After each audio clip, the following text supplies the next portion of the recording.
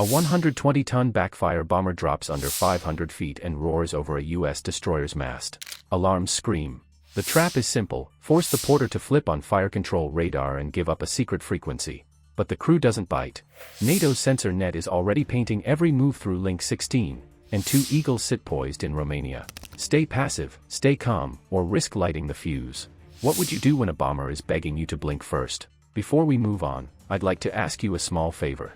If you appreciate this content, please take a second to like this video and subscribe to the channel. Over 98% of you watch the videos without subscribing. It costs you nothing, but it makes a huge difference to us.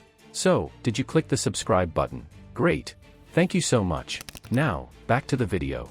Why does a 120-ton bomber skim the waves and buzz a destroyer's mast when it isn't carrying a visible payload? The Russian nuclear-capable strategic bombers conducted flights over the Norwegian and Barents Seas. The U.S. is also going to talk to its NATO allies, because this is not just an issue for the U.S., it's an issue for all of NATO. And so this is part of that diplomatic as well as political dance and choreography where the Russians are trying to demonstrate that they can fight back, they can bite back. Because the real payload is electronic. Because the goal is your reaction. The approach is clean and cold. Backfire low, fast, nose down into whitecaps, riding the band of sea clutter that turns a wide area search into a snowstorm of false echoes. That slice of water-level air is its shield. It cuts the radar horizon, slashes detection time, and forces the ship into a narrow decision window where seconds feel like a trap closing. Inside that window, the play rides emotion and procedure. Collision alarms chirp, the deck shudders as the jet's wake slaps the water. Crew adrenaline spikes. And that's the moment the script hopes for, a shift from quiet, passive track to active fire control. Prompting fighter aircraft of foreign countries to escort them during certain stages of the mission.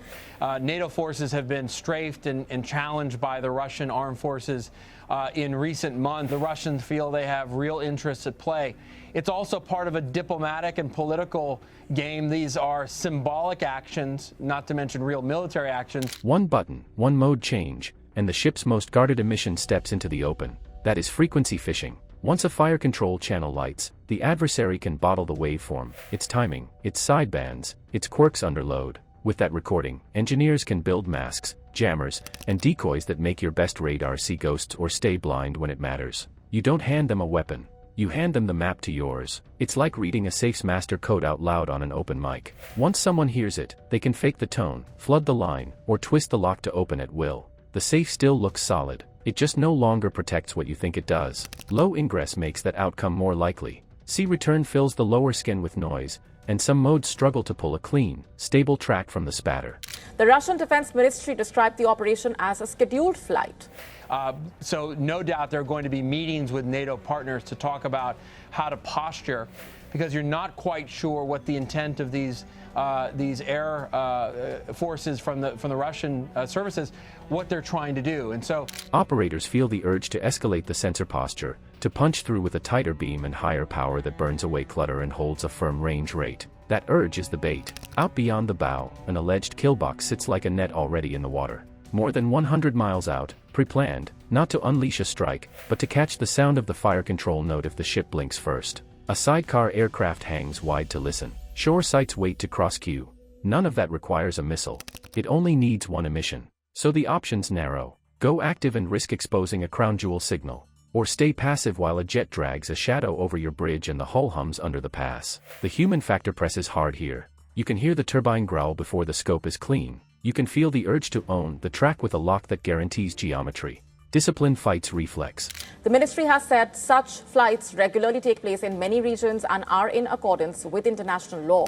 In addition, I think the U.S. is going to try to place naval and air force presence in these areas. And frankly, the next time this happens, if it's a simulated attack, a question might be asked as to why the U.S. forces aren't fighting back, defending themselves. The bomber's altitude tells you the intent. 500 feet is not a strike lane today. It's a camera angle. It keeps the radar confused, keeps the crew on edge, and keeps the play inside a short clock. The empty bay seals it.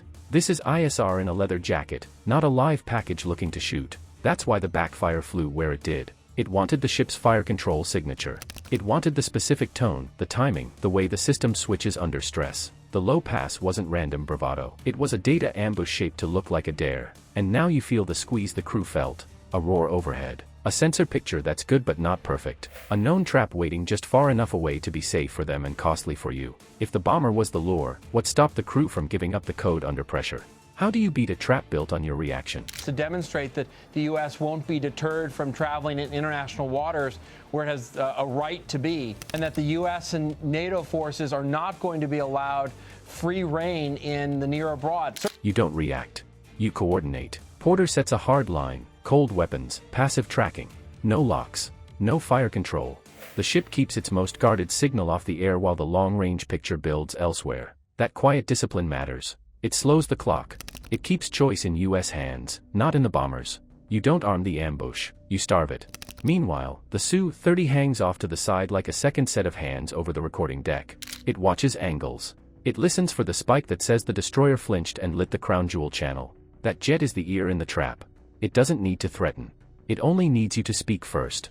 So the ship leans on the net. Link 16 stitches the sky and sea into one shared picture, moving track data from shore radars, airborne nodes, and shipborne arrays into the same stack. The spyglass set on the destroyer holds steady range and bearing in its search modes and passes the track quality across the network. Land sights add altitude shifts, allied ships add course updates.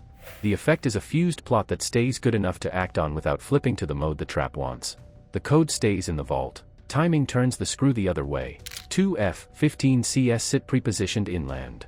When the call comes, they launch, climb high into thin air, then drop in with energy to spare. They don't hunt a radar duel. They move to a place the bomber can't ignore. That visible descent is the message: there will be company if this continues. The intercept is non-kinetic by design. Clear radio calls. Offset angles. A position that crowds options without crossing the line into a lock or a missile shot. The fighters place steel where the bomber wants to be, forcing it to recalc its path and accept a picture it can't shape. Presence becomes leverage. Nobody squeezes a trigger. And there's the tell. The backfire tilts, shows an empty bay, and keeps the pass clean. No live package. No need to press a strike timeline. This is collection and theater, a pawn traded for a read on your systems. Once that becomes obvious, the whole stunt loses teeth. The Su-30's job looks less like cover and more like a microphone on a boom. Restraint turns into the counterstrike. You control tempo, you hold the code, and you bring allies into the frame on your terms. It's like refusing to read the master key over an open line while you let the building's cameras track the intruder from every hall. The door stays shut. The intruder gets tired. Here's the payoff. Switch from passive to active fire control and you expose secrets baked into your waveform, the tone, the timing, the way it shifts under load. That's what the kill box was built to trap, the one emission that unlocks jammers and decoys down the road. By never lighting that channel, Porter denies the take, collapses the collection plan, and leaves the bomber standing in a dead zone of its own making. Link 16 matters because it lets everyone act as one set of eyes without each unit shouting its most private note into the air. The play ends without a shot because the ship made silence do the work. The Eagles close the lane. The bomber peels off. The escort fades. The code stays dark. The real question is yours: without those Eagles, what order keeps the lid on while guarding the code? The win was silence. No fire control emission. No climb in threat. No leverage handed over. That is modern naval power: confidence to steer the fight without firing, discipline to hold Emkin, and a calm hand that turns a provocation into a non-event. You keep the code closed. You keep the clock yours. What would you order if the F-15s weren't there? Maintain passive track, or light the radar and risk the code? Comment your choice below. Subscribe and join a community that studies how information, patience, and allied timing decide modern fights. We break the moves, the trade-offs, and the quiet choices that shape tomorrow's engagements.